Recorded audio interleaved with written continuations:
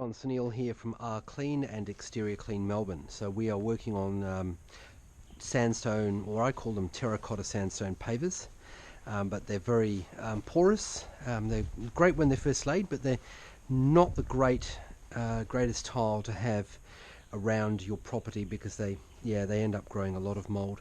As you can see here, the mold goes deep, and someone has previously tried to start to clean this with pressure, and this is what you end up finding is it just cracks, and it's because it's a layered tile, so the layers just literally rip off if you hit it with pressure. So you cannot do this. So the only process we can use to get this clean is to soft wash it.